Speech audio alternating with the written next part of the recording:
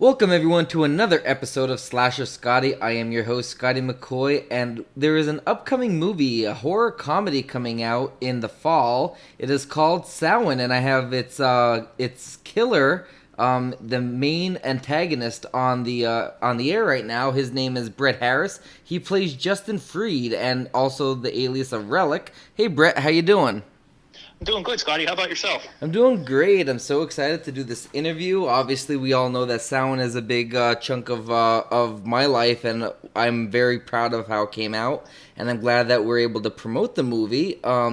So obviously, I know all the answers to the questions, but obviously the viewers don't. So we'll get them familiar with you and about also a charity that you're working on, and also the movie itself. So the first question I got for you is how did you find out about the movie and what made you want to do the role of RelliK for Samhain?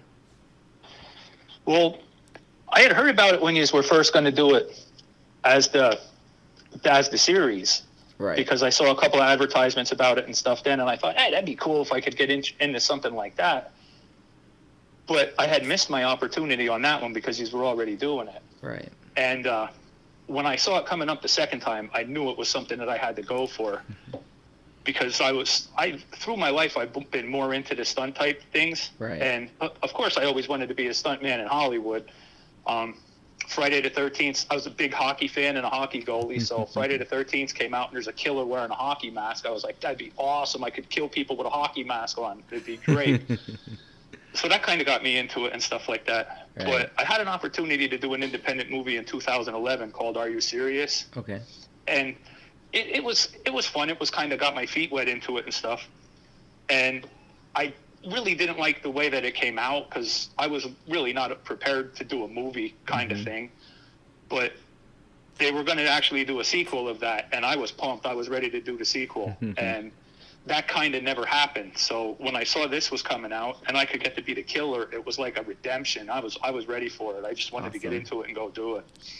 That's awesome, and you did do an amazing job. Like you were totally into this role. I remember I invited you to the rap party this past week, and we weren't able to attend. But we were talking about you and about how you did the role because everybody loved how you played that character when we watched it as a cast, and they're like, Brett was diehard into this.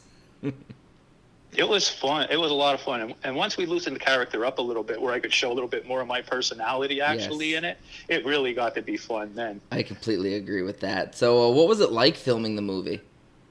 It was great. I had a blast. um, there were so many crazy things that happened during it all. It was just, you never knew what you were going to get when you went on to set because everything changed. It was the dynamics of doing this stuff. Yeah. The way everybody interacted, and you never knew because we filmed most of the stuff outside during live times when there were other people around, so you never really knew what was going to happen. Right. So how about tell them the story about when you were gonna do the scene with Lily Hale, who played the other clown, and who drove by and all that. I was just going to say that was probably one of my most memorable moments. Me hiding in the bushes in full costume with a knife in my hand, and the police car drives up and shines a spotlight on me. I thought we were done. I thought I was going to get handcuffed and fly. I was ready for a taser shot there, but I didn't know what else to do, so I just kind of waved to the cop. The cop waved back and went underway. I was like, "Oh my god, I can't believe that just happened." That is way too funny. That was pretty epic. That was a really good story, and I think that was what set in motion, wasn't it? Where we tricked Amanda, the final girl, your daughter in the movie, where we took a picture and had you getting tased. Yeah, that set it up for that. Exactly. When we were at the convention in Harrisburg. Exactly. That was fun too. That was fun too. We got her good. She was mad. She was. That was a really funny moment, though, and you were really into it. So, what was your most memorable moment on set while filming Samhain? I don't know. It's hard, man. It's like almost all of them. Yeah. The whole thing was so much fun. I definitely waving to the cop while I was hiding in the bushes.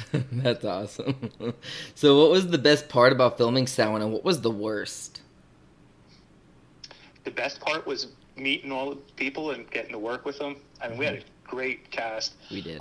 Having my son be able to be in it with me and take part in it. Yeah. Having Gage, because Gage has been in all my products ever since he's been 3 years old, he's been shooting stunt videos with me and stuff. So Right. that was great. That was probably the best part about it, having Gage in a movie with me. Right. That is The awesome. worst part about it was ending it. I think we should make it a series and just go like 7 seasons or something. Yeah, that's what the original plan was, and I know we do have talks about future projects and everything regarding it. I know that I'm currently writing the script for a future film of it as well, like the sequel, and because I know everybody's asking if there's a sequel, and we're like, listen in, but we confirmed that there is one in the works. We also know that like it would be nice to make it into a series. Like, there's just so many opportunities we can do with RelliK and with Samhain itself. We can make it into a comic book, but we need an illustrator. But imagine Samhain as a graphic comic book, like kind of like The Walking Dead. Yeah, that would be cool. That would be really cool. It was a lot of fun, and it seemed like towards the end we were really just starting to hit our stride and getting used to things and getting going, and boom, it was over. Right, and there was a lot of rushing involved, but I mean, there was so much involved with it because I mean, we had to fit it all in 3 to 4 months because it's Samhain. It's a Halloween movie. We had to do it in fall. I mean, imagine being on Halloween and it's a winter wonderland out there. Yeah, we did have that. But this is the Schuylkill. That is true.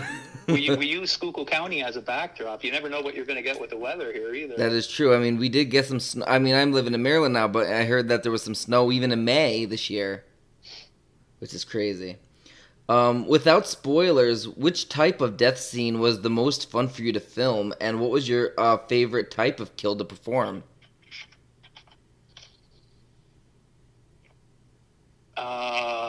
Boy, that's a tough one too.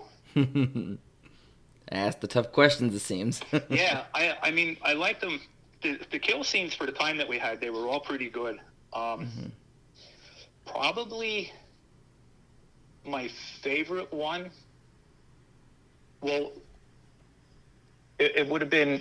It included a pretty good battle inside the house and a throat slash. Awesome.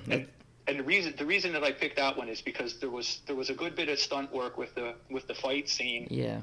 And then it was pretty close and personal with me right against the person while I was slashing their throat. Mm-hmm.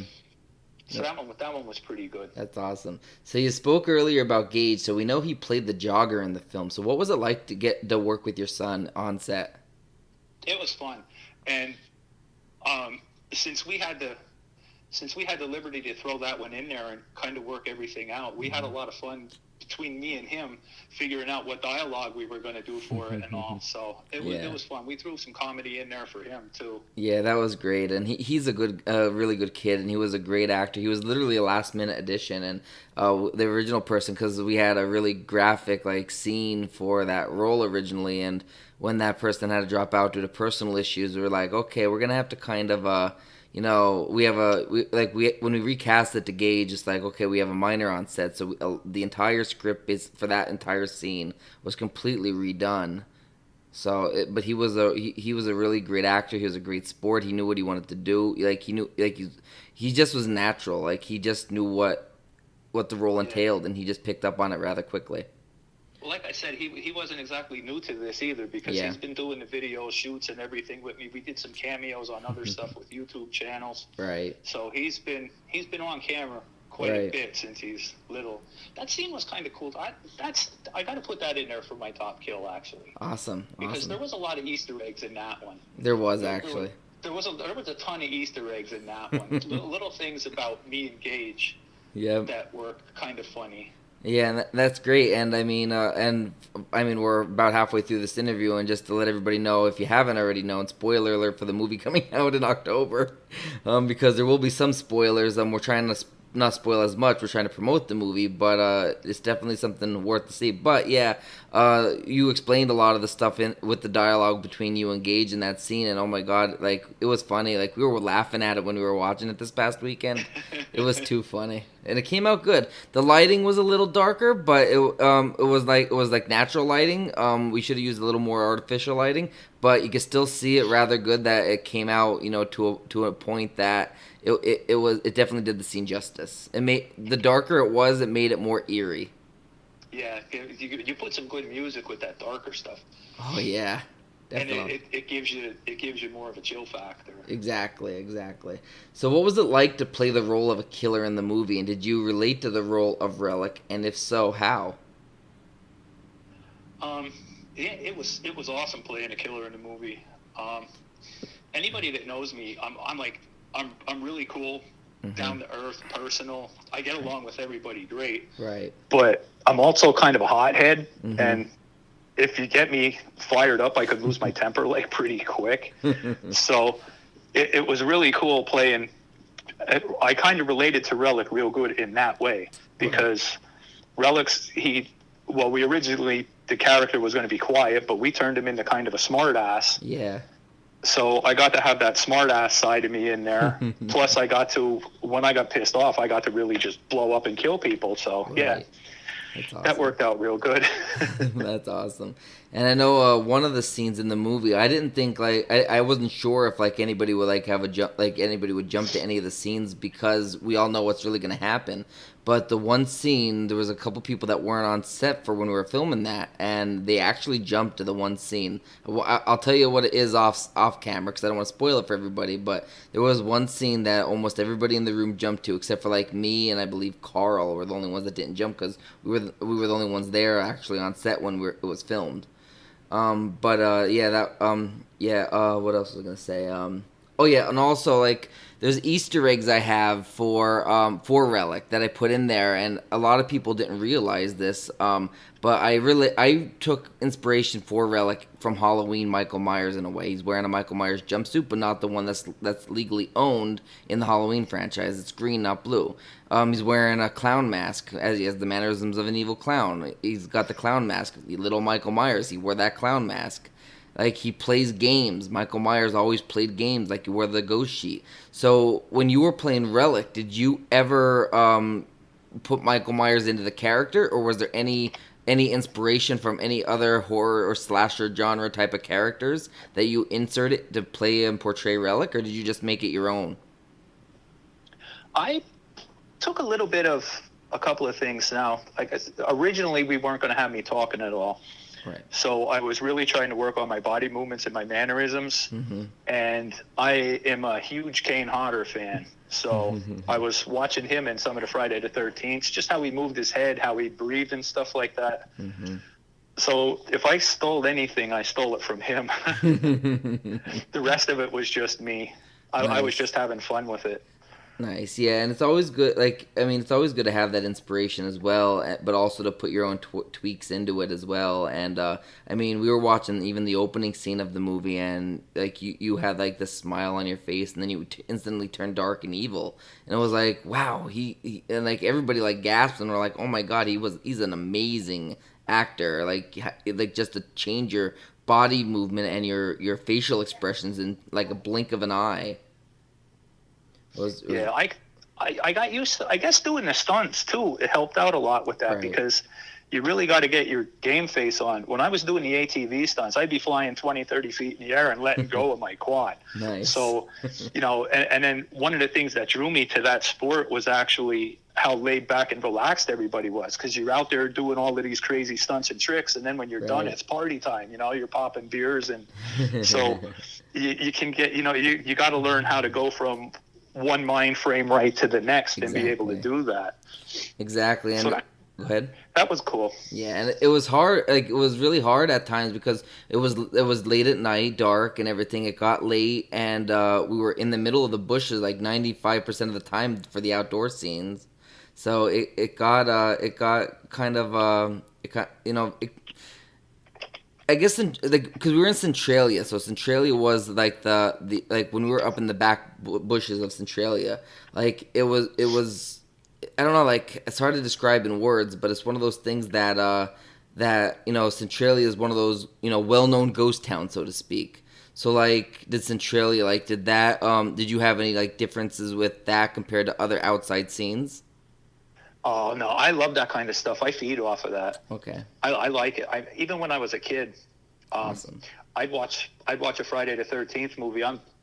11, 12 years old, watch a Friday the 13th movie, and then I go out and walk through the darkest alleys in Pottsville that I could find just to keep that rush going. Nice. I like being scared. So I fed off of that. So did you feel or see any ghosts up in Centralia that last night? No, I didn't really get any of that. I was too busy laughing at everybody else because the rest of you guys looked scared shitless. I was like having a blast.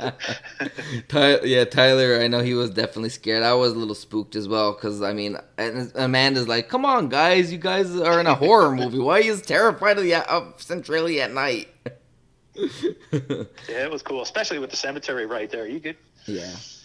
Yeah, I really wish that's a definite investigation site. Right, I really wish we could have done more with the cemetery, but it was hard because they did place no trespassing signs there. So a lot of the scenes, like there's Easter eggs in there where we say we're back behind the cemetery, and we are behind the cemetery, but you won't be able to really see the cemetery, and we wanted to pan into it, but we just couldn't get to that because of the property being owned by whoever it's owned by. We couldn't trespass to get that footage that we really wanted to.